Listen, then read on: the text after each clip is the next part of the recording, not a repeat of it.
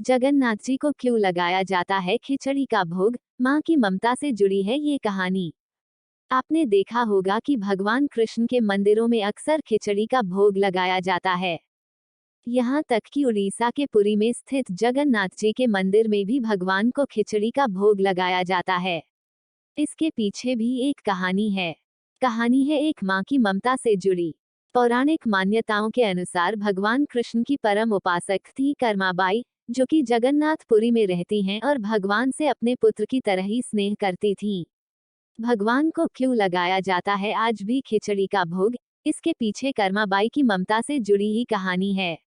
आइए जानते हैं इसके बारे में विस्तार से। कर्माबाई एक पुत्र के रूप में ठाकुर जी के बाल रूप की उपासना करती थीं। उनका लाड़ दुलार करती थीं। एक दिन कर्माबाई की इच्छा हुई कि ठाकुर जी को फल मेवे की जगह अपने हाथ से कुछ बनाकर खिलाऊं। उन्होंने प्रभु को अपनी इच्छा के बारे में बताया। भगवान तो भक्तों के लिए सर्वथा प्रस्तुत हैं। तो प्रभु जी बोले, माँ, जो भी बनाया हो वही खिला दो, बहुत भूख लगी है। कर्माबाई ने खिचड़ी बनाई थी। ठाकुर जी को खिचड़ी खाने को दे दी। प्रभु बड़े चाव से खिचड़ी खाने लगे और कर्माबाई ये सोचकर भगवान को पंखा झलने लगी कि कहीं गर्म खिचड़ी से मेरे ठाकुर जी का मुंह ना जल जाए। प्रभु बड़े चाव से खिचड़ी खा रहे थे और माँ की तरह कर्माबाई उनका पंखा कर रही थी। भगवान ने कहा, माँ, मुझे तो खिचड़ी बहुत अच्छी लगी। मेरे लिए आप रोज खिचड़ी ही पकाया करें। मैं तो यही आकर खाऊंगा। अब तो कर्माबाई रोज सुबह उठती और सबसे पहले खिचड़ी बनाती, बाकी सब कुछ बाद में करती थीं।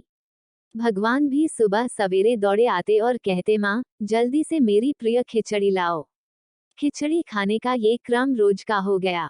भगवान सुबह सुबह आते, भोग लगाते और फिर चले जाते। एक बार एक महात्मा कर्माबाई के पास आए। महात्मा ने उन्हें सुबह सुबह खिचड़ी बनाते देखा तो नाराज होकर कहा, माता जी, आप ये क्या कर रही हो? सबसे पहले नहा धोकर पूजा पाठ करनी चाहिए। लेकिन आपको तो पेट की चिंता सताने लगती है। कर्माबाई ने बताया, क्या करूं? महाराज जी, संसार जिस भगवान की पूजा अर्चना कर रहा होता है, वही सुबह सुबह भूखे आ जाते हैं। उनके लिए ही तो सब काम छोड़कर पहले खिचड़ी बनाती हूँ।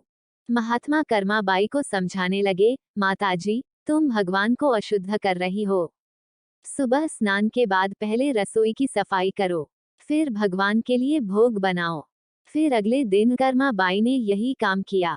भगवान सुबह आए और खिचड़ी मांगने लगे तो कर्माबाई ने कहा, प्रभु, अभी मैं स्नान कर रही हूँ, थोड़ा रुको। थोड़ी देर बाद भगवान ने फिर आवाज लगाई, जल्दी करो, माँ, मेरे मंदिर के पट खुल जाएंगे, मुझे जाना है। कर्माबाई फिर बोली, मैं अभी रसोई साफ कर रही हूँ। भगवान को लगा कि आज माँ को क्या हो गया है। ऐसा तो पहले कभी नहीं हुआ।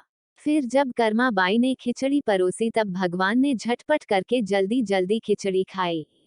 मगर आज की खिचड़ी में वो स्वाद नहीं था। भगवान जल्दी से खिचड़ी खाकर और पानी पिए बिना मंदिर में पहुंच गए थे। मंदिर के बाहर उन महात्मा को देखकर भगवान सारा माजरा समझ चुके थे। ठाकुर जी के मंदिर के पुजारी ने जैसे ही मंदिर के पट खोले तो देखा भगवान के मुख पर खिचड़ी लगी हुई है। पुजारी बोले, प्रभु जी, ये खिचड़ी आपके मुख पर कैसे लग गई है? प्रभु ने बताया, पुजारी जी, मैं रोज मेरी कर्माबाई के घर पर खिचड़ी खाकर आता हूँ। आप माँ कर्माबाई जी के घर जाओ और जो महात्मा उनके यहाँ ठहरे हुए हैं, उनको समझाओ। उसने मेरी माँ को गलत पट्टी कैसी पढ़ाई है। पुजारी ने महात्मा जी से जाकर सारी बात कही कि भगवान भाव के भूखे हैं। ये सुनकर महात्मा जी घबरा गए और तुरंत कर्माबाई के पास जाकर कहा, माताजी, माफ करो, ये नियम धर्म तो हम संतों के लिए है। आप तो जैसे पहले खिचड़ी बनाती हो वैसे ही बनाएं। आपके भाव से ही ठाकुर जी खिचड़ी खाते रहेंगे। फिर एक दिन आया जब कर्माबाई के प्राण छूट गए। उस दिन पुजारी ने मंदिर के पट खोले तो देखा भगवान की आंखों में आंसू हैं और प्रभु रो रहे हैं। पुजारी जी ने पूछा तो भगवान ने बताया, पुजारी जी, आज मेरी माँ कर्माबाई इस लोक को छोड़कर मेरे निज लोक को विदा हो गई हैं। अब मुझे कौन खिचड़ी बनाकर खिलाएगा? पुजारी ने कहा, प्रभु जी, आपको माँ की कमी महसूस नहीं होने देंगे। आज के बाद आपको सबसे पहले खिचड़ी का भोग ही लगेगा।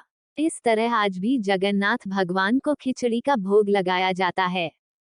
कहानी पसंद आई है तो लाइक शेयर कमेंट बॉक्स में अपनी सलाह जरूर दे और ऐसे ही मजेदार कहानियों के लिए मेरे YouTube चैनल को सब्सक्राइब कर लो। धन्यवाद।